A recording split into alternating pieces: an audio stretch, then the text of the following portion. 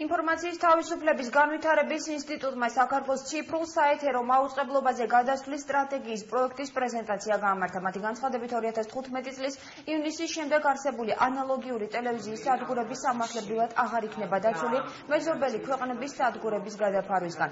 ორგანიზაციის სტრატეგია 12 მიმართულებას მოიცავს. მიზანი კი პროცესში სახელმწიფოს მინიმალური ფინანსური მონაწილეობის უზრუნველყოფის მიზნით სამაუწყებლო და სატელეკომუნიკაციო ბაზარზე ინვესტიციების ხელსაყრელი პირობების შექმნა და შენარჩუნება.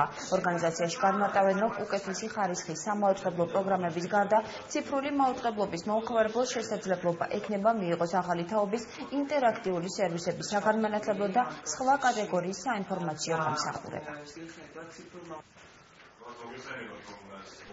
ეს გეგმა, რომელიც ინფორმაციის თავისუფლების განვითარების ინსტიტუტმა ფონდ ღია საზოგადოება საქართველოს დახმარებით განახორციელა, გულისხმობს იმ სტრატეგიის პროექტის წარმოდგენას და ასევე იმ საფუძვლების, რომელსაც ეს სტრატეგია ეფუძნება.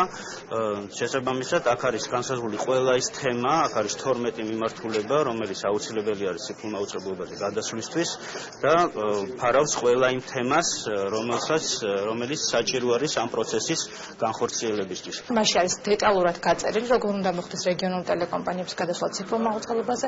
ეს შეიცავს რეგიონულ ტელეკომპანიების დახმარების ნაწილსაც, ასევე ტექნიკური გადასვლის ნაწილსაც საკმაოდ დეტალურად და არის საუბარი, რაც ყველაზე მნიშვნელოვანი მასტგერის რეგულაციაზე, რომელიც ასევე უნდა ახლდეს ციფრულ მაუწყებლობაზე გადასვლას. ჯერჯერობით არ არის დოკუმენტის საბოლოო ვარიანტი მიღებული და რაც უფრო ადრე მოხდება ამ დოკუმენტის მიღება, მით უკეთესია, რადგანაც სულ ცოტა დრო არის დარჩენილი ამ თარიღამდე. იმ შემთხვევაში თუ ტექნიკური სამუშაოები ვერ მოესწრო, არის საფრთხე, რომ საქართველოს მაუწყებლობის გარეშე დარჩეს, თუმცა ამ ვერსიას გამოვრიცხავთ, იმიტომ რომ მიმდინარეობს ინტენსიური სამუშაოები, როგორც ეკონომიკის სამინისტროსთან, ისე არასამთავრობო სექტორთან.